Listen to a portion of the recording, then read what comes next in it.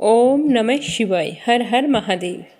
आज चैत्र माह की पूर्णिमा तिथि है और आज ही हनुमान जयंती का पावन पर्व मनाया जाएगा। सभी श्रोताओं को हनुमान जयंती की हार्दिक शुभकामनाएं। चैत्र पूर्णिमा को हनुमान जी बाबा के जन्म दिवस के रूप में मनाया जाता है।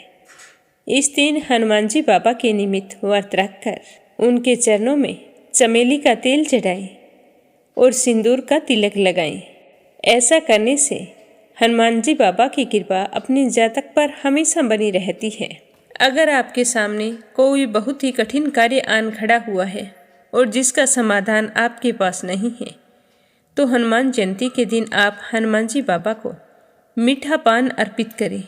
आपका कार्य सकुशल पूरा हो जाएगा।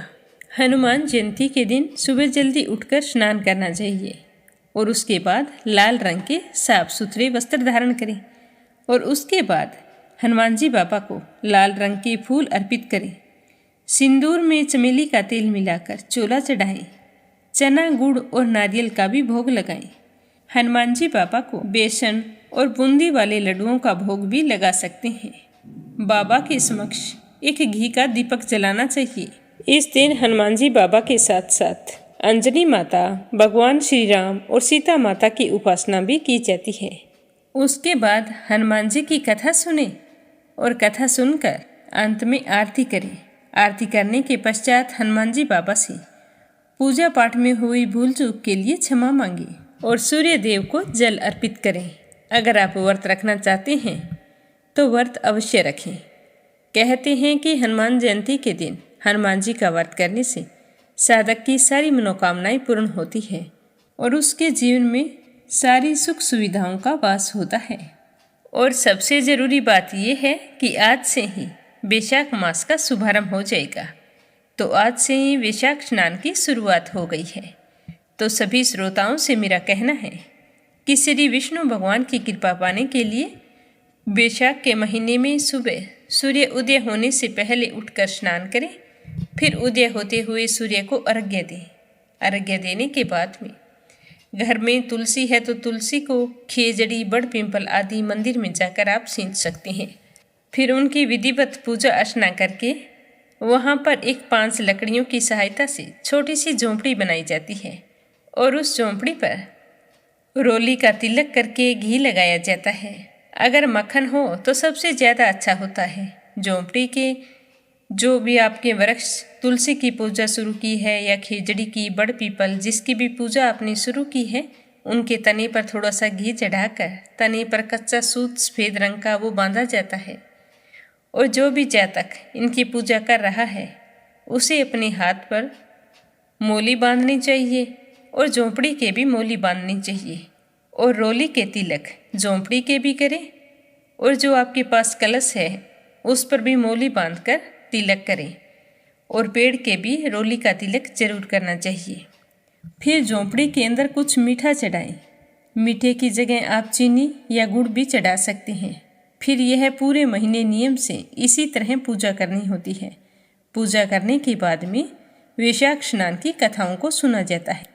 इसके अंदर आप बड़ पिंपल सींचने की कथा सुन सकते हैं, राजा और बंदरिया की कहानी सुन सकते हैं, धरती माता, कीड़ी नगरा, पोपा बाई, धर्मराज जी और गऊ माता, ये कई कथाएं होती हैं जिन्हें कार्तिक और वैशाख के महीने में रोजाना नियम से सुनना चाहिए। अगर आप भी सुनने के इच्छुक हैं तो इसी चैनल पर वैशाख मास के स्नान की संपूर्ण व्रत कथा प्रस्तुत की गई है और इस अध्याय के माध्यम से भी आपको रोजाना वैशाख स्नान की कथाएं सुनाई जाएगी। तो श्री हरि विष्णु भगवान की कृपा पाने के लिए श्रद्धा भाव से सुनते रहिए। आप सभी की मंगल कामना के साथ शुरू करते हैं आज की कथा। बोलो गणेश जी महाराज की जय हो। एक समय की बात है कि भगवान श्री हरि विष्णु का विवाह लक्ष्मी जी के साथ तय हो गया। विवाह की तैयारियां जोरों शोरों से होने लगी। सभी देवी देवताओं को निमंत्रण पत्र भेजे गए, परंतु गणेश जी को निमंत्रण नहीं दिया गया। इस तरह निमंत्रण पत्र देते और शादी की तैयारियां करते करते शादी वाला दिन आ गया। बारात जाने का समय हो गया। सभी देवता अपनी पत्नियों के साथ विवाह में उपस्थित हुए तो उन सब ने देखा कि गणेश जी कहीं पर दिखाई नहीं दे रहे हैं। तो वे सारे के सारे आपस में चर्चा करने लगे कि क्या बात है, गणेश जी को न्योता नहीं दिया या फिर गणेश जी आए नहीं हैं। सभी को यह जानकर बड़ी ही हैरानी हो रही थी। तभी सबने विचार किया कि चलो विष्णु जी के पास चलते हैं और उन्हीं से पूछते हैं। तो विष्णु जी के पास जाकर उन्होंने कहा कि हम आपसे एक बात पूछना चाहते हैं कि आपने गणेश जी को बुलाया नहीं या फिर वे अपनी इच्छा से आए नहीं। तो विष्णु जी कहने लगे कि गणेश जी के माता पिता को मैंने न्योता भेज दिया है, अगर वो आना चाहते तो आ जाते, उन्हें अलग से न्योता देने की कोई ज़रूरत नहीं है। दूसरी बात यह है कि उनको 1.25 मन मूंग, 1.25 मन चावल, 1.25 मन घी और 1.25 मन लड्डू का भोजन दिन भर में चाहिए। अगर हम उसे बारात में लेकर चले गए तो उन्हें इस तरह खाता देखकर सारे लोग हंसेंगे। दूसरे के घर जाकर इतना सारा खाना पीना अच्छा भी तो नहीं लगता। इस तरह वार्ता कर रहे थे तो किसी ने सुझाव दिया कि यदि गणेश जी आ जाएं तो क्या है, द्वारपाल बनाकर घर पर बैठा देना, कह देना कि तुम घर का ध्यान रखना, जिससे गणेश जी को यह नहीं लगेगा कि उन्हें बुलाया नहीं। तो विष्णु जी को यह बात पसंद आ गई और उन्होंने गणेश जी को न्योता भेज दिया। न्योता मिलते ही गणेश जी बड़े प्रसन्न हुए, सज धज कर वहाँ आ पहुँचे। तो विष्णु जी कहने लगे कि आप घर की रखवाली करना, घर की रखवाली के लिए कोई समझदार और जिम्मेदार होना चाहिए, तो मुझे आपसे समझदार और जिम्मेदार कोई दूसरा नहीं लगा। तो यह सुनकर गणेश जी और भी प्रसन्न हुए। तो इस तरह गणेश जी को रखवाली के लिए बैठा दिया और बारात वहाँ से चल दी। नारद जी ने देखा कि गणेश जी दरवाजे पर बैठे हैं और बारात सारी चली जा रही है। तो वे गणेश जी के पास गए और पूछने लगे कि तुम बारात में नहीं जा रहे हो। तो गणेश जी भगवान कहने लगे कि मुझे तो घर की जिम्मेदारी दी है, कोई समझदार आदमी घर की रखवाली के लिए होना चाहिए, इसीलिए मैं तो यहाँ पर रुक गया हूँ। तो नारद जी कहने लगे कि उन्होंने आपका अपमान किया है, विष्णु जी तो आपको बुला ही नहीं रहे थे। सबने जब पूछा तो वो कहने लगे कि उनके बड़े बड़े कान, सूंड, मोटा सारा पेट, यह देखकर लोग हंसेंगे और ऊपर से खाते कितना है, 1.25 मन लड्डू, 1.25 मन मूंग, 1.25 मन घी। बारात में ले जाकर मेरे ससुराल वालों की तो बदनामी होगी कि बारात में देखो कैसे बाराती आए हैं। तो यह सुनते ही गणेश जी बहुत ही दुखी हो गए और नारद जी से कहने लगे कि अब आप ही बताओ कि मैं क्या करूं। तो नारद जी ने कहा कि आप ऐसा करो कि अपनी मूषक सेना को आगे भेज दो और उनसे कहना कि आगे जाकर सारा रास्ता खोखला कर दे, जिससे उनके वाहन धरती में धंस जाएं। इस तरह परेशान होंगे तो वो आपको सम्मानपूर्वक बुलाएंगे, क्योंकि विष्णु जी भूल गए हैं कि आप सर्वप्रथम पूजनीय हैं। तो गणेश जी ने नारद जी के कहते ही अपनी मूषक सेना को जल्दी से आगे भेज दिया और कहा कि सारी जमीन को खोखली कर देना। तो चूहों ने जैसा गणेश जी ने बोला था वैसा ही किया। जैसे ही विष्णु जी की बारात वहाँ से गुजरने लगी तो रथों के पहिए धरती में धंस गए। लाख कोशिश की परंतु पहिए नहीं निकल रहे थे। सभी ने अपने अपने उपाय किए पर पहिए नहीं निकले, बल्कि जगह जगह से टूट गए। अब किसी की समझ में नहीं आ रहा था कि क्या किया जाए। उधर शादी का मुहूर्त निकला जा रहा था तो विष्णु जी तो बड़े ही परेशान थे। तब नारद जी वहाँ पहुँचे और कहा कि आप लोगों ने गणेश जी का अपमान करके अच्छा नहीं किया है। यदि उन्हें मना कर लाया जाए तो आपका कार्य सिद्ध हो सकता है और आप पर आया यह संकट भी टल सकता है। तो शंकर भगवान ने अपने दूत नंदी को भेजा तो नंदी गणेश जी को लेकर वहाँ आ गए। गणेश जी का आदर सम्मान के साथ पूजन किया गया। तब जाकर कहीं रथ के पहिए निकले। पहिए तो निकल गए पर वो तो जगह जगह से टूट फूट गए थे। अब उन्हें सही कौन करे। तो पास ही के खेत में एक हाथी काम कर रहा था तो उसे समाचार भेजा कि सारे रथों के पहिए सही कर दो। तो वह अपने खेत का काम छोड़कर कारीगर का सारा सामान लेकर वहाँ आ गया। जैसे ही वह रथ के पास बैठा तो कहने लगा, श्री गणेशाय नमः। ऐसा कहकर गणेश जी की मन ही मन वंदना करने लगा और देखते ही देखते गणेश जी ने सभी पहियों को थोड़ी सी देर में ठीक कर दिया। तो यह देखकर नारद जी ने कहा कि मैं आपसे एक बात पूछना चाहता हूँ कि आपने श्री गणेशाय नमः क्यों कहा। तो हाथी कहने लगा कि हे देवताओं, आपने सर्वप्रथम गणेश जी को नहीं मनाया होगा और ना ही उनकी पूजा की होगी, इसीलिए आप पर यह संकट आया है। तो नारद जी विष्णु भगवान से कहने लगे कि हमने ही गणेश जी को सर्वप्रथम पूजनीय बनाया था और आज हम ही उन्हें भूल गए, तो हमसे मूर्ख और अज्ञानी कौन हो सकता है। तो यह सुनते ही विष्णु भगवान गणेश जी से माफ़ी मांगते हैं और गणेश जी की पूजा करते हैं, उनका ध्यान करते हैं। फिर सारे मिलकर गणेश जी भगवान का जयकारा लगाते हैं। तो यह सब देखकर गणेश जी बहुत ही प्रसन्न होते हैं और नारद जी भी गणेश जी की ओर देखकर मंद मंद मुस्कुराने लगते हैं और बारात वहाँ से चल पड़ती है। फिर भगवान विष्णु और लक्ष्मी जी का विवाह बड़ी ही धूमधाम से संपन्न होकर सकुशल सारे घर लौट आते हैं। इसीलिए कोई भी व्रत पूजा पाठ हो, गणेश जी भगवान को जरूर याद करना चाहिए।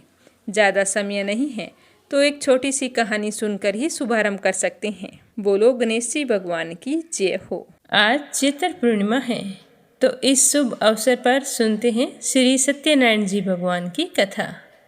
एक बार नैमिषारण्य तीर्थ में सोनकादि 88,000 ऋषियों ने श्री सूत जी से पूछा कि हे प्रभु, इस कलयुग में वेद विद्या रहित मनुष्यों को प्रभु भक्ति किस प्रकार मिल सकती है तथा उनका उद्धार कैसे होगा। हे मुनि श्रेष्ठ, ऐसा कोई व्रत और तप बतलाइए जिसको करने से थोड़े से समय में ही पुण्य प्राप्त हो जाए और मनोवांछित फल भी मिल जाए। हम सभी इस तरह की कथा सुनने की इच्छा रखते हैं। तो मुनियों की बात सुनकर सर्वशास्त्रों के ज्ञाता श्री सूत जी बोले कि हे विष्णु में पूज्य, आप सभी ने प्राणियों के हित की बात पूछी है, इसीलिए आज मैं आपको एक ऐसे ही उत्तम व्रत के बारे में बता रहा हूँ जिसे नारद जी ने लक्ष्मी नारायण जी से पूछा था और श्री हरि विष्णु भगवान ने देव ऋषि नारद को बताया था। अब मैं आपको इसे बताता हूँ, आप सभी ध्यानपूर्वक सुनना। एक समय की बात है, देव ऋषि नारद जी दूसरों के हित की इच्छा लिए हुए अनेक लोकों में घूम रहे थे। घूमते घूमते वो मृत्युलोक में आ पहुँचे। वहाँ जाकर उन्होंने अनेक योनियों में जन्मे हुए सभी मनुष्यों को अपने अपने कर्मों से दुखी और पीड़ित देखा। तो उन प्राणियों का दुख देखकर नारद जी बहुत ही दुखी हुए और सोचने लगे कि ऐसा कौन सा उपाय किया जाए जिसको करने से मनुष्य के दुखों का अंत हो जाए। तो इसी तरह मन में विचार करते हुए देव ऋषि नारद विष्णु लोक में पहुंच गए। वहां जाकर देवों के ईश भगवान नारायण की स्तुति करने लगे, जिनके हाथों में शंख, चक्र, गदा और पद्म थे, गले में वरमाला पहने हुए थे। स्तुति करने के बाद में देव ऋषि नारद कहने लगे कि हे विष्णु भगवान, आप अत्यंत शक्ति से संपन्न हैं, मन तथा वाणी भी आपको पा नहीं सकती है। आपका आदि मध्य तथा अंत नहीं है। निर्गुण स्वरूप सृष्टि के कारण भक्तों के दुखों को दूर करने वाले आपको मेरा नमस्कार है। तो नारद की स्तुति सुनकर विष्णु भगवान बहुत ही प्रसन्न हुए और कहने लगे कि हे मुनि श्रेष्ठ, आपके मन में क्या बात है? आज आप किस काम के लिए पधारे हैं? आज मैं आपसे बहुत ही खुश हूँ। आप निसंकोच होकर कहिए कि किस काम के लिए आपका आगमन हुआ है। तो यह सुनकर नारद मुनि बहुत ही खुश हुए और कहने लगे कि नारायण नारायण, कि हे भगवान, आज मैं मृत्युलोक में गया था। वहाँ अनेक योनियों में जन्मे हुए लोगों को अपने अपने कर्मों के द्वारा दुख भोगते हुए देख कर आया हूँ। मुझे उन्हें देखकर बहुत ही दुख हुआ है। हे नाथ, अगर आप मुझ पर दया रखते हो और मुझ पर अत्यंत प्रसन्न हो तो हे भगवान, तो कृपा करके आज मुझे कोई ऐसा उपाय बताएं जिसको करने से वे मनुष्य अपने दुखों से छुटकारा पा लें। तो देव ऋषि नारद की बात सुनकर श्री हरि विष्णु भगवान बोले कि हे नारद, आज तुमने मनुष्यों की भलाई के लिए बहुत ही अच्छी बात पूछी है, जिसके करने से मनुष्य मोह छूट जाता है। वह बात मैं कहता हूँ, तुम उसे सुनो। स्वर्ग लोक और मृत्यु लोक दोनों में एक दुर्लभ उत्तम व्रत है जो पुण्य फल देने वाला है। आज प्रेमवश होकर मैं तुमसे कहता हूँ, क्योंकि आज मैं तुमसे बहुत ही खुश हूँ। यह व्रत श्री सत्यनारायण भगवान का व्रत है। श्री सत्यनारायण भगवान का व्रत जो मनुष्य पूरी श्रद्धा भाव से करता है, वह अपने जीवन के समस्त सुखों का भोग करता हुआ मरने पर मोक्ष को पाता है। तो श्री हरि विष्णु के वचन सुनकर नारद जी कहने लगे कि उस व्रत का फल क्या है और उसका विधान क्या है। यह व्रत किसने किया था, इस व्रत को किस दिन करना चाहिए, आप मुझे सब कुछ विस्तार से बताएं। तो नारद जी की बात सुनकर श्री हरि विष्णु भगवान कहने लगे कि दुख व शोक को दूर करने वाला यह व्रत सभी स्थानों पर विजय दिलाने वाला होता है। मानव को भक्ति व श्रद्धा के साथ शाम के समय श्री सत्यनारायण भगवान की पूजा धर्मपरायण होकर बंधु बांधवों के साथ करनी चाहिए। इस पूजा में भक्ति भाव से नैवेद्य, केले का फल, घी, दूध और गेहूं का आटा लेना चाहिए। गेहूं का भुना हुआ आटा होता है, उसे सवाया लेना चाहिए।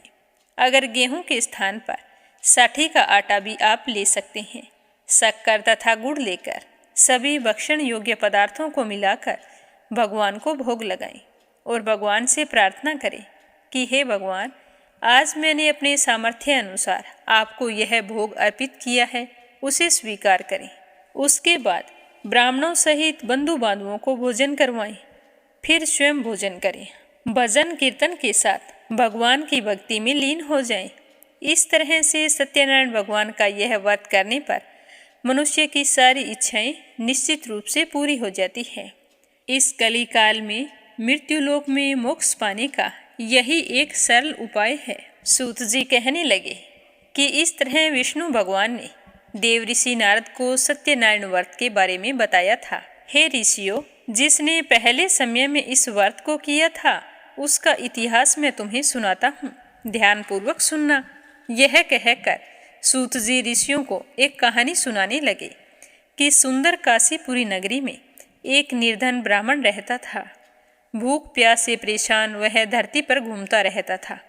जब इस तरह उसे परेशान देखा तो ब्राह्मणों से प्रेम करने वाले विष्णु भगवान ने एक दिन ब्राह्मण का वेश बनाया और उसके पास जा पहुँचे और जाकर कहने लगे कि हे ब्राह्मण, नित्य दुखी होकर तुम पृथ्वी पर क्यों घूमते रहते हो। तो वह दीन ब्राह्मण कहने लगा कि हे महाराज, मैं तो निर्धन ब्राह्मण हूँ, भिक्षा के लिए प्रतिदिन धरती पर घूमता रहता हूँ। हे भगवान, यदि आप इसका कोई उपाय जानते हो तो मुझे बतलाइए। तो उस निर्धन ब्राह्मण की बात सुनकर वह बूढ़ा ब्राह्मण कहने लगा कि तुम श्री सत्यनारायण भगवान का व्रत करो। श्री सत्यनारायण भगवान मनोवांछित फल देने वाले हैं, इसीलिए तुम उनका पूजन करो। इसे करने से मनुष्य सभी दुखों से मुक्त हो जाता है। तो वृद्ध ब्राह्मण बनकर आए सत्यनारायण भगवान ने उस निर्धन ब्राह्मण को व्रत का सारा विधान बतलाया और फिर वहाँ से अंतर्ध्यान हो गए। तो ब्राह्मण ने मन ही मन निश्चय किया था कि जिस व्रत के बारे में यह बूढ़ा बाबा बता कर गया है, मैं उस व्रत को अवश्य करूँगा। मुझे विश्वास है कि मेरी गरीबी जरूर दूर हो जाएगी। तो इस तरह निश्चय करने के बाद उसे रात में नींद भी नहीं आई। फिर वह ब्राह्मण सुबह जल्दी उठा और भिक्षा के लिए चला गया। उस दिन निर्धन ब्राह्मण को भिक्षा में बहुत सारा धन मिला, जिससे उसने सत्यनारायण पूजा की सामग्री खरीदी और अपने बंधु बांधवों को बुलाकर उन सब के साथ मिलकर प्रसन्नचित मन से सत्यनारायण भगवान का व्रत संपन्न किया। भगवान सत्यनारायण का व्रत करने से वह निर्धन ब्राह्मण सभी दुखों से छूट गया और अनेक प्रकार की संपत्तियों से युक्त हो गया। उसके बाद वह ब्राह्मण हर महीने इस व्रत को करने लगा। फिर वह अपने जीवन के समस्त सुखों का भोग करता हुआ अंत में मोक्ष धाम को गया। इस तरह जो भी मनुष्य सत्यनारायण भगवान के व्रत को करता है वह सभी प्रकार के पापों से छूटकर मोक्ष को प्राप्त होता है। फिर सूत जी कहने लगे कि इस तरह से नारद जी से नारायण जी का कहा हुआ श्री सत्यनारायण व्रत मैंने तुमसे कहा है। हे विप्रो, अब मैं तुम्हें और क्या कहूँ। तो ऋषि बोले कि हे मुनिवर, संसार में उस विपर से सुनकर किस किसने इस व्रत को किया था, आज हम वो भी सुनना चाहते हैं। इसके लिए हमारे मन में पूरे श्रद्धा भाव है। तो सूत जी कहने लगे कि हे मुनियों, जिस जिसने इस व्रत को किया वह सब सुनो। आज मैं तुम्हें विस्तार से बताता हूँ। एक समय की बात है कि वही ब्राह्मण जिसने श्री सत्यनारायण भगवान का व्रत करना शुरू किया था, वह धन व ऐश्वर्य के अनुसार अपने बंधु बांधवों के साथ इस व्रत को करने के लिए तैयार हुआ। उसी समय एक लकड़ी बेचने वाला बूढ़ा आदमी वहां आया और लकड़ियां बाहर रखकर ब्राह्मण के घर में गया। तो प्यास से दुखी वह लकड़हारा उस ब्राह्मण को व्रत करते हुए देखकर हाथ जोड़कर प्रणाम किया और फिर पूछने लगा कि हे ब्राह्मण देवता, आप यह क्या कर रहे हैं? इसके करने से क्या फल मिलता है? तो लकड़हारे की बात सुनकर ब्राह्मण कहने लगा कि यह व्रत सब मनोकामनाओं को पूरा करने वाला श्री सत्यनारायण भगवान का व्रत है। इन्हीं की कृपा से मेरे घर में धन धान्य की प्राप्ति हुई है। इससे पहले मैं बहुत ही गरीब था। इस व्रत के बारे में मुझे एक बूढ़े बाबा ने बताया था, तभी से मैं इस व्रत को कर रहा हूँ। तो वह लकड़हारा कहने लगा कि हे ब्राह्मण देवता, आप मुझे भी इस व्रत की सारी विधि बतलाइए, मैं भी इस व्रत को करना चाहता हूँ। तो लकड़हारे की बात सुनकर उस ब्राह्मण ने लकड़हारे को व्रत की सारी विधि बतला दी। तो सारी विधि जानकर लकड़हारा बहुत ही प्रसन्न हुआ और चरणामृत लेकर प्रसाद खाने के बाद वह अपने घर आ गया और सोचने लगा कि आज लकड़ियां बेचने से मुझे जो भी धन प्राप्त होगा, मैं उसी से श्री सत्यनारायण भगवान का उत्तम व्रत करूंगा। मन में ऐसा विचार करके वह लकड़हारा सिर पर लकड़ियां रखकर उस नगर में बेचने चला गया जहां पर धनी लोग ज़्यादा रहते थे। तो भगवान की कृपा से उस दिन उसे अपनी लकड़ियों के दाम पहले दिन से 4 गुना अधिक मिले। तो लकड़हारा बहुत ही प्रसन्न हुआ, भगवान का धन्यवाद करता हुआ सत्यनारायण कथा की सामग्री लेकर घर आ गया। घर आकर उसने अपने बंधु बांधवों के साथ विधि विधान से श्री सत्यनारायण भगवान का पूजन और व्रत किया। इस व्रत के प्रभाव से वह बूढ़ा लकड़हारा धन पुत्र आदि से युक्त होकर संसार के समस्त सुखों का भोग करने लगा और अंत में बैकुंठ धाम को चला गया। फिर सूत जी कहने लगे कि हे श्रेष्ठ मुनियों, अब मैं आगे की कथा कहता हूँ। पहले के समय में उल्कामुख नाम का एक बुद्धिमान राजा रहा करता था। वह सत्यवक्ता और जितेंद्रिय था। प्रतिदिन देव स्थानों पर जाता और निर्धनों को धन देकर उनके कष्ट दूर करता था। उनकी पत्नी कमल के समान मुख वाली तथा सती साध्वी थी। भद्रशिला नदी के तट पर उन दोनों ने श्री सत्यनारायण भगवान का व्रत किया। उसी समय साधु नाम का एक वेश्या वहां आया। उसके पास व्यापार करने के लिए बहुत सारा धन भी था। राजा को व्रत करते हुए देखकर वह विनय के साथ पूछने लगा कि हे राजन, भक्ति भाव से पूर्ण होकर आप यह क्या कर रहे हैं? मैं भी सुनने की इच्छा रखता हूँ, कृपया करके मुझे बताइए। तो उसकी बात सुनकर राजा कहने लगे कि हे साधु, अपने बंधु बांधवों के साथ पुत्र आदि की प्राप्ति के लिए महाशक्तिवान श्री सत्यनारायण भगवान का व्रत और पूजन कर रहा हूँ। तो राजा के वचन सुनकर साधु ने आदर से कहा कि हे राजन, मुझे इस व्रत का सारा विधान बतलाइए। आपके कहे अनुसार मैं भी इस व्रत को करना चाहता हूँ, क्योंकि मेरे संतान नहीं है और मुझे विश्वास है कि इस व्रत को करने से अवश्य मुझे संतान की प्राप्ति होगी। तो राजा से वह व्रत की सारी विधि जानकर व्यापार पर चला गया। व्यापार से निवृत्त होकर फिर अपने घर आ गया। घर आकर उसने अपनी पत्नी को संतान देने वाले उत्तम व्रत के बारे में बताया और कहा कि जब मेरी संतान होगी तब मैं भी इस व्रत को किया करूँगा। तो साधु ने इस तरह के वचन अपनी पत्नी लीलावती से कहे थे। एक दिन लीलावती पति के साथ आनंदित हो सांसारिक धर्म में परवरित होकर सत्यनारायण भगवान की कृपा से गर्भवती हो गई। 10वें महीने उसने बहुत ही सुंदर कन्या को जन्म दिया। वह कन्या ऐसे बढ़ने लगी जैसे शुक्ल पक्ष का चंद्रमा बढ़ता है। माता पिता ने अपनी कन्या का नाम कलावती रखा। एक दिन लीलावती ने मीठे शब्दों में अपने पति को याद दिलाया कि आपने सत्यनारायण भगवान के जिस व्रत को करने का संकल्प लिया था उसे करने का समय आ गया है, आप इस व्रत को करिए। तो वह साधु कहने लगा कि हे प्रिय, इस व्रत को मैं उसके विवाह पर करूँगा। इस प्रकार अपनी पत्नी को आश्वासन देकर वह नगर को चला गया। कलावती पिता के घर में रहकर दिनों दिन बड़ी होने लगी। साधु ने जब एक बार नगर में अपनी कन्या को सखियों के साथ खेलते हुए देखा तो तुरंत ही दूत को बुलाकर कहा कि मेरी कन्या विवाह के योग्य हो गई है। अब तुम जैसी सुंदर मेरी कन्या है वैसा ही सुंदर योग्य वर उसके लिए तलाश कर लाओ। तो साधु की बात सुनकर दूत कंचन नगर में जा पहुंचा। वहां देखभाल करके एक सुयोग्य वाणिक पुत्र को ले आया।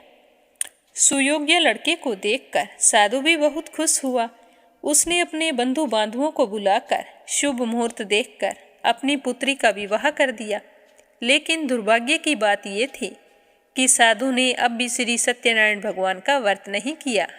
तो भगवान श्री सत्यनारायण उस पर क्रोधित हो गए और श्राप दे दिया कि हे साधु, तुझे दारुण दुख प्राप्त हो।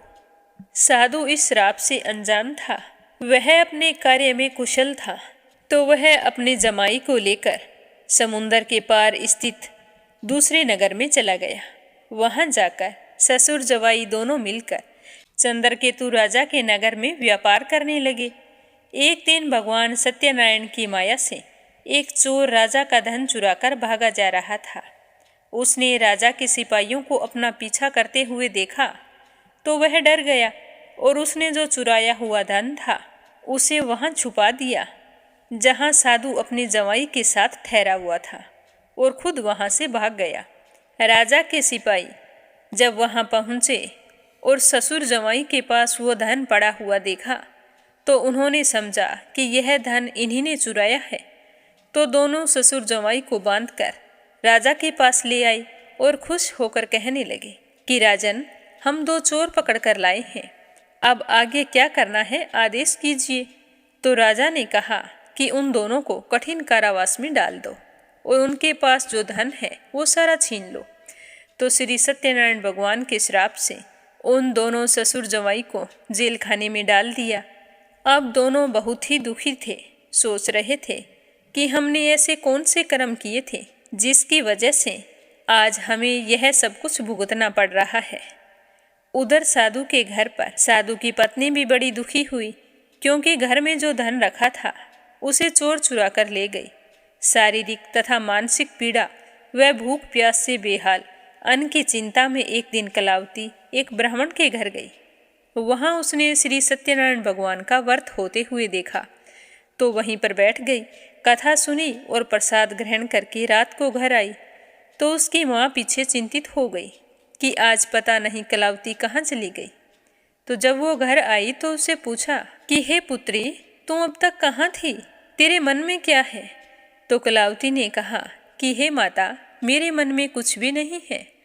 मैं तो एक ब्राह्मण के घर गई थी, वहाँ श्री सत्यनारायण भगवान की कथा हो रही थी। उनके घर में सत्यनारायण भगवान का व्रत रखा गया था, तो मैं तो वहीं पर बैठकर कथा सुनने लगी।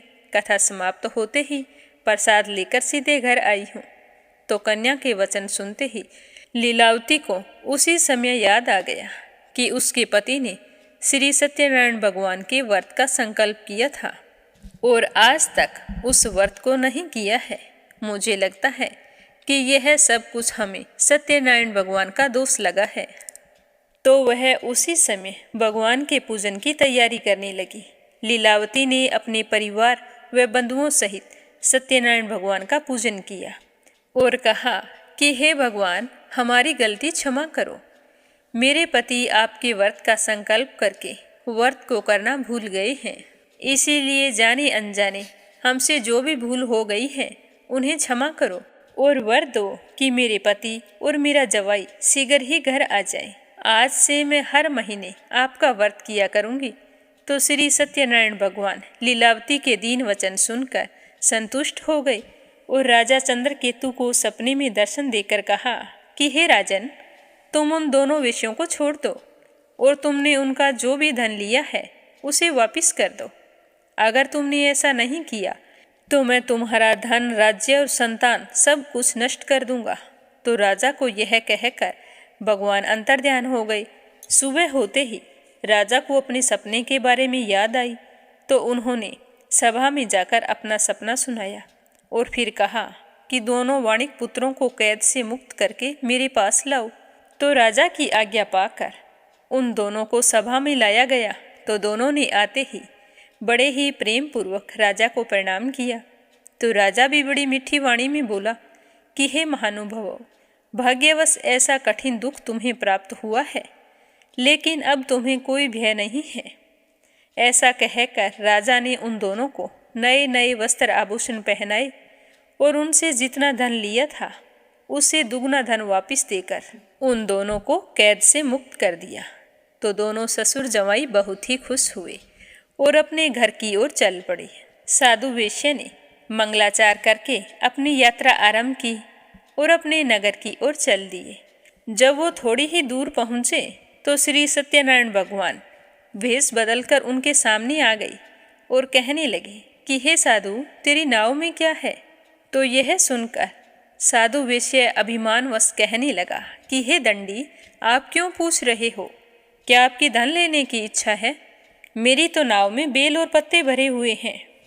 तो वेश्या के कठोर वचन सुनकर भगवान कहने लगे कि तुम्हारा वचन सत्य हो।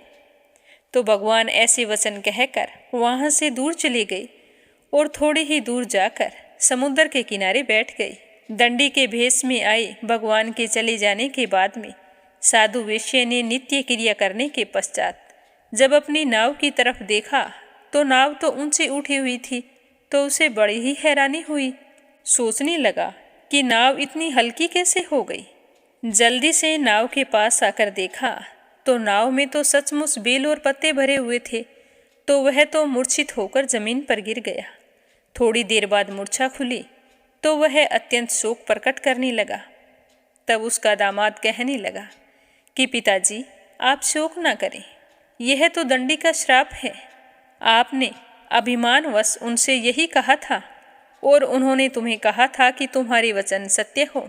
तो जैसा आपने कहा था वैसा ही हो गया। यह तो दंडी का श्राप है, इसीलिए हमें उनकी शरण में जाना चाहिए, तभी हमारी मनोकामना पूरी होगी। तो अपने दामाद की बात सुनकर दोनों ससुर जवाई दंडी के पास पहुँचे और वहाँ जाकर साधु वेश्या अत्यंत भक्तिभाव से नमस्कार करके कहने लगा कि मैंने आपसे जो असत्य वचन कहे थे उनके लिए मुझे क्षमा कर दे। ऐसा कहकर महान शोकातुर होकर जोर जोर से रोने लगे। तब दंडी भगवान बोले कि हे वाणिक पुत्र, मेरी आज्ञा से बार बार तुम्हें दुख प्राप्त हो रहा है। तू मेरी पूजा से विमुख हुआ है, तभी तो तुझे इतने कष्ट झेलने पड़ रहे हैं। तो साधु वेश्या कहने लगा कि हे भगवान, आपकी माया से ब्रह्मा आदि देवता भी आपके रूप को नहीं जान सकते, तब मैं अज्ञानी कैसे जान सकता हूँ। आप प्रसन्न होइए, अब मैं सामर्थ्य के अनुसार आपकी पूजा करूँगा। आप मेरी रक्षा करो और पहले के समान मेरी नौका में धन भर दो। तो साधु वेश्या के भक्तिपूर्वक वचन सुनकर भगवान प्रसन्न हुए और उसकी इच्छा अनुसार वरदान देकर अंतर्ध्यान हो गए। जब ससुर जमाई नाव के पास आए तो देखा कि नाव तो धन से परिपूर्ण थी। तो फिर वहीं पर साधु वेश्या अन्य साथियों के साथ सत्यनारायण भगवान की पूजा करने लगे।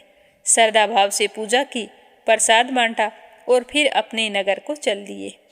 जब नगर के नज़दीक पहुँचे तो दूतों को अपने घर पर खबर करने के लिए भेज दिया। साधु वेश्या की आज्ञा पाकर दूत उनके घर गया और वहां जाकर उनकी पत्नी को प्रणाम करके कहा कि मालिक अपने दामाद सहित नगर के निकट आ गए हैं। तो दूत की बात सुनकर साधु की पत्नी लीलावती बहुत ही खुश हुई और हर्ष के साथ सत्यनारायण भगवान का पूजन किया। फिर अपनी पुत्री कलावती से कहा कि हे पुत्री, मैं अपने पति के दर्शन को जाती हूँ, तुम भी कार्य पूर्ण करके और पूजा पाठ करके आ जाना। तो माता के ऐसे वचन सुनकर कलावती तो बहुत ही खुश हुई और जल्दी जल्दी में प्रसाद को छोड़कर अपने पति से मिलने के लिए चली गई। तो प्रसाद की अवज्ञा के कारण श्री सत्यनारायण भगवान रुष्ट हो गए और नाव सहित उसके पति को पानी में डुबो दिया। जब कलावती वहां पर पहुंची पर उसे अपना पति दिखाई नहीं दिया तो वह बहुत ही दुखी हुई और रोती हुई जमीन पर गिर पड़ी। नौका को डूबा हुआ और कन्या को रोता हुआ देखकर साधु दुखी होकर कहने लगा कि हे प्रभु, मुझसे तथा मेरे परिवार से जो भी भूल हुई है उसे क्षमा करें।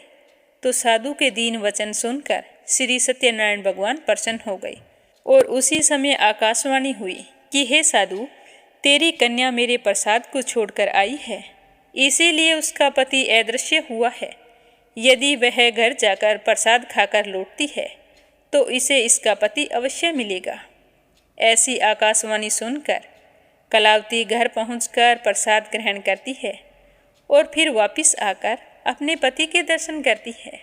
उसके बाद साधु अपने बंधु बांधुओं सहित श्री सत्यनारायण भगवान का विधि विधान से पूजन करता है और हर महीने श्री सत्यनारायण भगवान का व्रत रखने लगता है। तो इस व्रत के प्रभाव से इस लोक के समस्त सुखों का भोग करता हुआ अंत में स्वर्ग लोक को जाता है। बोलो श्री सत्यनारायण भगवान की जय हो, बोलो विष्णु भगवान की जय हो। फिर सूत जी कहने लगे कि हे ऋषियों, मैं एक और भी कथा तुम्हें सुनाता हूँ, उसे भी ध्यानपूर्वक सुनना। प्रजा पालन में लीन तुंग ध्वज नाम का एक राजा था। उसने भी भगवान का प्रसाद त्याग कर बहुत ही दुख पाया था। एक बार वह वन में गया था। वन्य पशुओं को मारकर विश्राम करने के लिए बड़ के पेड़ के नीचे आया। तब वहां उसने ग्वालों को भक्ति भाव से अपने बंधुओं सहित सत्यनारायण भगवान का पूजन करते हुए देखा।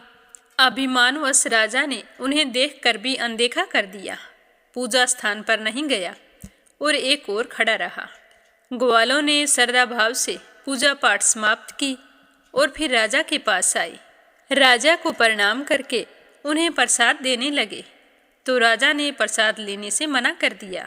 प्रसाद को त्याग कर राजा अपने नगर की ओर लौट आए तो नगर में देखा कि वहाँ सब कुछ नष्ट हो गया है। तो राजा समझ गए कि यह सब कुछ भगवान ने किया है। तो भगवान उसी समय ग्वालों के पास पहुँचे और अपने बर्ताव के लिए माफ़ी मांगी। फिर विधि पूर्वक भगवान की पूजा की और फिर प्रसाद ग्रहण किया तो भगवान सत्यनारायण की कृपा से सब कुछ पहले जैसा हो गया। फिर राजा दीर्घकाल तक अपने जीवन के समस्त सुखों का भोग करता हुआ मृत्यु उपरांत स्वर्ग लोक को गया।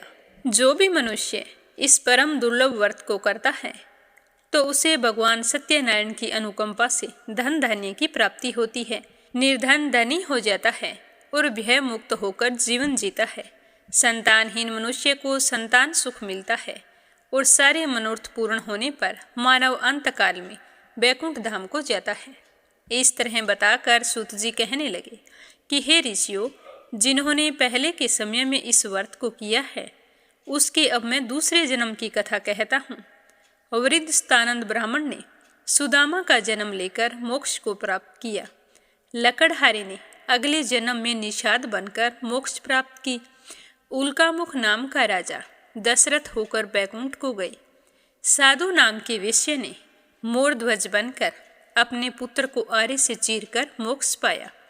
महाराज तुंग ध्वज ने स्वयंभू होकर भगवान में भक्ति युक्त हो कर्म कर मोक्ष को प्राप्त किया।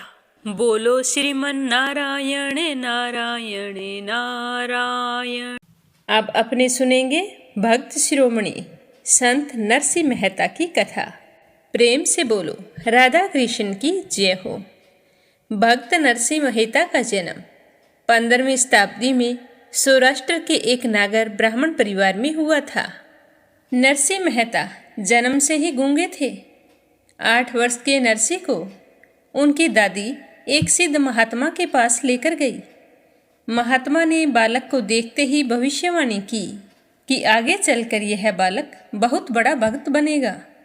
तो महात्मा की बात सुनकर नरसिंह की दादी कहने लगी कि मेरा पोता तो गूंगा है, यह ना कुछ सुनता है ना बोलता है। तो उसकी दादी की बात सुनकर महात्मा ने बालक के कान में कहा कि बच्चा बोलो राधे कृष्ण। तो देखते ही देखते नरसिंह राधा कृष्ण का उच्चारण करने लगा। तो यह देखकर उसकी दादी बहुत ही प्रसन्न हुई। नरसिंह के माता पिता नहीं थे, बचपन में ही उनकी मौत हो चुकी थी। उसके बाद नरसिंह का पालन पोषण उसकी दादी और नरसिंह के बड़े भाई ने किया था। अब नरसिंह बचपन से ही साधु संतों की सेवा करने लगा। जहाँ भी भजन कीर्तन होता वहाँ पर जा पहुँचता। जब रात को भजन कीर्तन में जाते तो उसकी दादी कहती कि बेटा जल्दी आना। पर नरसी वहां जाकर इतने मगन हो जाते कि उन्हें समय का ख्याल ही नहीं रहता। रात को देर से घर लौटते तो इस तरह देर सवेर घर आना उसकी भाभी को बिल्कुल भी अच्छा नहीं लगता था। देर से घर लौटने पर उसकी भाभी उसे डांट लगाती, पर वो कुछ भी ध्यान नहीं देती। जो ठंडा बासी खाना रखा होता उसे खाकर सो जाती। तो दिनों दिन नरसी घर से बाहर रहने लगा। तो उसकी दादी और भाई ने सोचा कि इसका विवाह कर देते हैं। विवाह होने के बाद में अपनी जिम्मेदारी को अच्छे से समझेगा। तो छोटी अवस्था में ही नरसी का विवाह मणिकबाई नामक किशोरी के साथ कर दिया। मणिकबाई जब घर में आई तो उन्हें भी उसकी जेठानी खूब जली कटी सुनाती, पर मणिकबाई अपनी जेठानी की बातों का कभी भी बुरा नहीं मानती। लेकिन जब उसकी जेठानी नरसी जी के बारे में भला बुरा कहती तो उन्हें बहुत ही दुख होता। तो वो अपने पति नरसी जी से कहती कि स्वामी, आप कुछ काम धंधा करने लग जाओ। बहुत बार उसने अपने पति को समझाया, पर नरसी पर अपनी पत्नी की बातों का असर नहीं हुआ। एक समय की बात है कि वहाँ पर एक साधु मंडली आई हुई थी। नरसी जी उनके साथ भजन कीर्तन करने में ऐसे रम गए कि उन्हें आधी रात बीत जाने तक भी घर की सुध नहीं हुई। जब वो आधी रात के बाद घर लौटे तो घर के सारे लोग सो गए थे। बस उनकी पत्नी मणिकबाई जाग रही थी। उन्होंने किवाड़ खोले तो किवाड़ों की आहट पाकर उसकी भाभी जाग गई और नींद में खलल पड़ने के कारण अत्यधिक क्रोधित हो गई और नरसी जी को भला बुरा कहने लगी। तो अपनी भाभी के मुख से इस तरह के कटु वचन सुनकर नरसी जी को बहुत ही दुख हुआ। दूसरे दिन सूरज निकलने से पहले ही नरसी जी घर छोड़कर चली गई। घर वालों ने उन्हें बहुत खोजा, लेकिन उनका पता नहीं चला। कुछ दिनों तक वे लापता रहे। नरसी को उस रात की घटना से बड़ी ही गलनी हुई और अपने आप पर क्रोध आया और दुनिया से उनकी मोह ममता टूट गई। उन्हें अपने जीवन का भी मोह नहीं रहा। वे जूनागढ़ से निकलकर जंगल की ओर चल दिए। जूनागढ़ रेवा तक पहाड़ की तलहटी में बसा हुआ है। जूनागढ़ गिरनार का जंगल शेर, चीते आदि हिंसक जानवरों के लिए प्रसिद्ध है। उसी घने जंगल में वे घूमते रहे। वो सोच रहे थे कि कोई शेर चीता आ जाए और मुझे ख़त्म कर दे, बस मैं अब जीना ही नहीं चाहता हूँ। तो इतने में उन्हें एक मंदिर दिखाई दिया। वो मंदिर बिल्कुल टूटा फूटा था, परंतु उसमें शिवलिंग अखंड था। कई सालों से उसकी पूजा नहीं हुई थी। शिवलिंग को देखकर नरसी जी का हृदय भक्ति से भर गया। उन्होंने शिवलिंग को अपनी बाहों में भर लिया और निश्चय किया कि जब तक शिव जी प्रसन्न होकर दर्शन नहीं देंगे तब तक मैं अन्न जल ग्रहण नहीं करूँगा। कहते हैं कि उनकी भक्ति तथा अटल निश्चय को देखकर शिव जी भगवान प्रसन्न हो गई और नरसी जी को दर्शन देकर कहा कि तुम जो चाहो वरदान मांग सकते हो, मैं तुम्हारी भक्ति से बहुत ही प्रसन्न हूँ। तो नरसी जी का हृदय कोमल था, उसमें काम, क्रोध आदि बुराइयां नहीं थी। इसीलिए उन्होंने शिव जी से कहा कि भगवान, जो आपको सबसे अधिक प्रिय हो वही दे दे। तो शिव जी तथास्तु कहकर उन्हें अपने साथ ले गए। नरसी जी को गोलोक के दर्शन हुए। वहाँ रास लीला चल रही थी। गोपियों के बीच श्री कृष्ण लीला कर रहे थे। रात के समय का वह दृश्य अत्यंत सुंदर था। शिव जी हाथ में मसाल लिए प्रकाश फैला रहे थे। उन्होंने अपने हाथ की मसाल नरसी को दे दी। नरसी मसाल पकड़े रास लीला देखने में इतने लीन हो गए कि जब मसाल की लो से उनका हाथ जलने लगा तो उनको पता भी नहीं चला।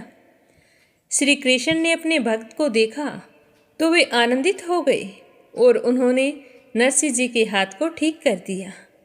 उसके बाद श्री कृष्ण ने नरसी को भक्ति रस का पान कराया और उन्हें आज्ञा दी कि जैसी रासलीला उन्होंने देखी उसका गान करते हुए संसार के नर नारियों को भक्ति रस का पान कराएं। नरसी की वाणी की धारा बहने लगी। उनके भक्ति भाव से भरे भजन सुनकर लोग मंत्रमुग्ध होने लगे। उन्हें जगह जगह गाने लगे। भक्त नरसिंह जी स्वभाव के बड़े ही नरम थे। जिस भाभी के कठोर वचनों के कारण उन्हें घर छोड़कर जाना पड़ा, उस भाभी को भी उन्होंने अपना गुरु माना। नरसिंह जी सोच रहे थे कि अगर उस रात भाभी मुझे फटकार नहीं लगाती तो मुझे भगवान कभी नहीं मिलते। उन्हीं की वजह से मुझे आज भगवान के दर्शन हुए हैं, तो मैं उनके इस उपकार को कैसे भूल सकता हूँ। तो नरसिंह जी जूनागढ़ वापस लौट आए, साधु संतों की सेवा करते और भजन कीर्तन करने लगे। घर माणिक बाई संभालते। उनके 2 बच्चे थे, एक लड़का और एक लड़की। लड़के का नाम श्री कृष्ण के नाम पर श्यामल रखा और लड़की का नाम कुमराबाई रखा। भजन कीर्तन करने के नाम पर नरसिंह जी को जहाँ चाहे जो कोई रोक सकता था, वे खुशी खुशी रुक जाते और भजन कीर्तन करने लगते। एक बार पिता के श्राद्ध के लिए नरसिंह जी घी लेने के लिए बाजार गए। वहाँ कीर्तन की बात चल पड़ी तो नरसिंह जी तो वहीं पर जमकर बैठ गए। ऐसे जमे कि घर, श्राद्ध, घी, भोजन और बुलाए हुए सारे लोगों के बारे में भूल गए। तब उस वक्त भक्तों की विपदा हरने वाले भगवान श्री कृष्ण नरसिंह जी का रूप धारण करके नरसिंह जी के घर गए और उनके घर का सारा श्राद्ध क्रम करवाया। नरसिंह जी जब घर लौटे तब तक तो ब्राह्मण खा पीकर जा चुके थे। एक समय की बात है कि जूनागढ़ के अछूत माने जाने वाले लोगों ने नरसिंह जी से विनती की कि आप हमारे घर में आकर भजन कीर्तन करें। हरि भक्तों के प्यार भरे बुलावे को नरसिंह जी अस्वीकार नहीं कर सके।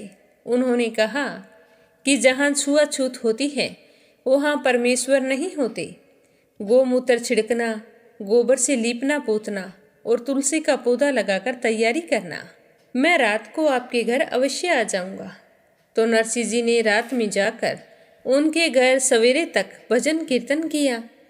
अपने साथ प्रसाद ले गए थे, उसे बांटा और हरि कथा कहते हुए सुबह होने पर अपने घर लौट आए। कुछ समय बाद उनके पुत्र श्यामल का देहांत हो गया और बेटी ससुराल चली गई। अब घर पर माणिक बाई अकेली रह गई। नरसिंह जी तो भजन कीर्तन करते रहते और माणिक बाई घर चलाती। घर में आए साधु संतों की सेवा में ही उसका समय बीतता था। वह भी एक दिन इस संसार को छोड़कर अपने पति के चरणों का ध्यान करती हुई चल बसी। नरसिंह जी अब एकदम से मुक्त हो गए थे। वो अब सब कुछ मोह माया से दूर होकर श्री गोपाल का भजन करने लगे। नरसिंह जी भगत थे, सरल थे, सबका भला चाहते थे और साधु संतों की सेवा करते रहते थे। पर लोग उन्हें शांति से भजन कीर्तन नहीं करने देना चाहते थे। वे उन्हें हमेशा तंग करते, चिढ़ाते और तरह तरह की बातें करते। लेकिन नरसिंह जी कभी भी उनकी तरफ ध्यान नहीं देते। एक बार कुछ यात्री जूनागढ़ आए। उन्हें द्वारिका जाना था। उनके पास में जो रकम थी वो वे साथ में नहीं रखना चाहते थे, क्योंकि उस समय जूनागढ़ से द्वारिका का रास्ता बहुत ही बीहड़ था, चोर डाकुओं का डर था। तो वे किसी सेठ के यहाँ अपनी रकम रखकर द्वारिका के लिए उसकी हुंडी ले जाना चाहते थे। उन्होंने किसी नागर भाई से ऐसे किसी सेठ का नाम पूछा तो एक व्यक्ति ने मजाक में कहा कि यहाँ पर तो एक नरसिंह सेठ हैं। तो उन्होंने कहा कि हमें उनके घर का पता बताओ। तो नरसिंह सेठ का नाम, घर, पता सब कुछ उसे बता दिया। अब वे भोले भाले यात्री नरसिंह के घर पहुंच गए और उनसे हुंडी के लिए प्रार्थना करने लगे। नरसिंह जी ने उन्हें बहुत समझाया कि उनके पास कुछ भी नहीं है, परंतु वे मानने को तैयार ही नहीं थे। वे समझते थे कि नरसिंह जी हमें टालना चाहते हैं। उनका बार बार आग्रह देखकर नरसिंह जी को लाचार होना पड़ा। तो नरसिंह जी हुंडी के लिए लिखने के लिए बैठे तो चिट्ठी पर नाम लिखे तो किसका लिखे। द्वारिका में श्री कृष्ण को छोड़कर उनका और कोई नहीं था। सो उन्होंने उनके नाम पर श्यामला गिरधारी हुंडी लिख दी। यात्री बड़ी श्रद्धा से हुंडी लेकर चले गए। इधर नरसिंह जी चंग बजा बजा कर कहने लगे कि मारी हुंडी शिकारी महाराज रे, श्यामला गिरधारी। इस तरह से गाते हुए घूमने लगे। जो यात्री आए थे वे द्वारिका पहुंचकर सेठ श्यामला गिरधारी को ढूंढते ढूंढते थक गए, पर उन्हें इस नाम का कोई व्यक्ति नहीं मिला, तो वे बेचारे निराश हो गए। इतने में उन्हें श्यामला सेठ मिल गए। कहते हैं कि स्वयं द्वारिकाधीश ने ही श्यामला बनकर नरसिंह जी की बात रख ली थी। नरसिंह मेहता श्री कृष्ण भक्ति का प्रचार करते थे। धीरे धीरे उनके भक्तों की संख्या बढ़ रही थी। उनके भजन कीर्तन में लोगों की भीड़ होने लगी थी। स्त्रियां भी उसमें जाती थी और भजन कीर्तन में भाग लेती थी। कभी कभी कीर्तन करते करते नरसिंह जी थक जाते और भाव विभोर होकर बेहोश भी हो जाते, तो स्त्रियां उन्हें पानी पिलाती, सहारा देती। कीर्तन में स्त्रियों का इस प्रकार सेवा करना उनके पतियों तथा संबंधियों को पसंद नहीं आया। कहते हैं कि राम मंडलिक उस समय जूनागढ़ के राजा थे। वे उनके पास नरसिंह जी के विरुद्ध शिकायतें लेकर पहुंचने लगे, तो राम मंडलिक शिकायतें सुनते परंतु टाल जाते। नरसिंह भक्त एक सच्चे भगत थे और श्री कृष्ण स्वयं उन्हें दर्शन देकर उनके काम कर देते थे। ये बातें भी राजा के कानों तक पहुंच चुकी थी। इसीलिए वह नरसिंह भक्त के बारे में कुछ भी निश्चय नहीं कर पाते। जो भी लोग नरसिंह जी के विरुद्ध शिकायत लेकर राजा के पास जाते, उसे बातों में वैसे ही टाल मटोल करके राजा वापस भेज देते। एक बार राजा ने सोचा कि नरसिंह जी की परीक्षा लूं, तो राजमहल में विष्णु जी का मंदिर था। तो राजा ने आज्ञा दी कि उस मंदिर के सभा मंडप में नरसिंह बैठे और भजन कीर्तन करें। मंदिर के भीतरी भाग में जहाँ मूर्ति थी ताला लगा रहेगा और वहाँ पर चौकीदार पहरा देता रहेगा। यदि नरसिंह भगत के कीर्तन से प्रसन्न होकर विष्णु भगवान अपने गले की माला सुबह तक उनके गले में डाल देंगे, तो हम सारे मान लेंगे कि तुम सच्चे भक्त हो। जब तक यह परीक्षा पूरी नहीं हो जाएगी, नरसिंह महल से बाहर नहीं जा सकेंगे। भक्तराज बड़ी कठिनाई में पड़ गए। फिर भी वह मंदिर के सभा मंडप में बैठकर कीर्तन करने लगे। दुर्भाग्य से उनका प्रिय राग केदारा, जिसको उनके मुख से सुनकर भगवान प्रसन्न होते थे, उनके गाने के साथ अपनी बंसी की सुर मिलाने लगते थे। किसी सेठ के यहाँ गिरवी रखा हुआ था। एक दिन उनके यहाँ कुछ साधु लोग आ पहुँचे। कीर्तन शुरू हो गया, परंतु घर आए साधुओं को भोजन तो कराना ही था। तो नरसिंह जी के घर में कुछ भी नहीं था। उन्हें कुछ रुपयों की जरूरत थी। तो नरसिंह जी पुराने परिचित महाजन के यहाँ गए, परंतु वह कहने लगा कि बिना कुछ रखे उधार नहीं दूंगा। तो उनके पास रखने के लिए कुछ भी नहीं था। रखें तो क्या रखें। तो नरसिंह जी को अपने केदारा की बात याद आई। सेठ भी जानते थे कि केदारा के बिना नरसिंह जी का काम नहीं चलेगा। तो उन्होंने लिख लिया कि जब तक वे उसका कर्ज नहीं चुका देंगे, केदारा नहीं गाएंगे। तो इस प्रकार रुपया लेकर उन्होंने उस दिन साधु संतों को भर पेट भोजन कराया। और आज नरसिंह जी को उसी केदारा की जरूरत थी भगवान को प्रसन्न करने के लिए, पर वो केदारा गा नहीं सकते थे। तो बड़ी चिंता में पड़ गए और भगवान से कहने लगे कि हे भगवान, आज मैं कैसी दुविधा में हूँ कि मैं केदारा नहीं गा सकता। तुम्हें खुश करूँ तो कैसे करूँ। इस तरह मायूस होकर बैठ गए। अब भगवान को नरसिंह जी की चिंता करनी पड़ी। वो केदारा महाजन के यहाँ से छुड़ा लाई और नरसिंह जी ने उसे गाकर भगवान की स्तुति की। भगवान प्रसन्न हुए और सुबह होने से पहले ही भगवान विष्णु जी की मूर्ति के गले में जो माला थी, वो नरसिंह जी के गले में प्रसाद रूप बनकर शोभा देने लगी। नरसिंह बड़े सरल स्वभाव के थे, नम्रता की मूर्ति थे। वो कभी भी किसी को बुरा भला नहीं कहते थे, संसार से विरक्त थे, परंतु दिल बड़ा कोमल था। ऊंच नीच का भाव उनके मन में कभी नहीं आया। वह ब्रह्मा और माया की अखंड रास लीला के भावों को अपनी मधुर वाणी में सदा गाते थे और कृष्ण भक्ति का प्रचार करते थे। उन्होंने ब्रह्मा और माया का भेद नहीं किया। वह कहते थे कि माया ही ब्रह्मा का रूप है।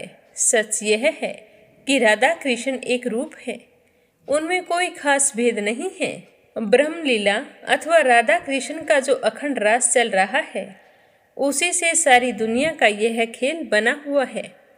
बिना जीव के राधा कृष्ण या फिर ब्रह्मा माया का मिलन या उनकी एकता का अनुभव कहाँ और कैसे किया जा सकता है।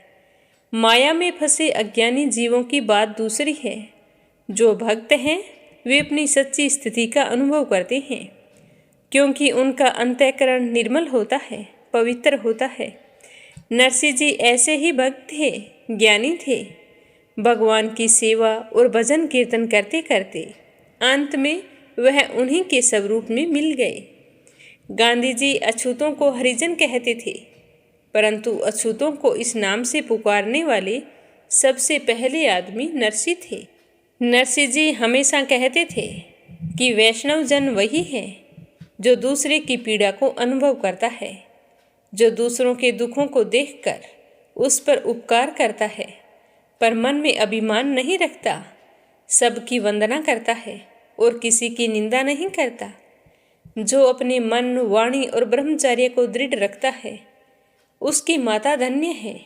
जो समदृष्टि है, तृष्णा त्यागी है और पर स्त्री को माता के समान समझता है। जो कभी झूठ नहीं बोलता, दूसरे के धन का स्पर्श नहीं करता, जिसे मोह माया भुला नहीं सकती, जिसके मन में दृढ़ वैराग्य है, जिसको राम नाम की धुन लगी है, उसके तन में सारे तीर्थों का वास है। जो लोभ रहित है, जिसके मन में कपट नहीं है और जिसने काम क्रोध का त्याग किया है। नरसिंह मेहता कहते हैं कि ऐसे जन के दर्शन से 71 पीढ़ियां तर जाती है। तो ये थी भक्त शिरोमणि नरसिंह मेहता की कथा। प्रेम से बोलो राधा कृष्ण की जय हो।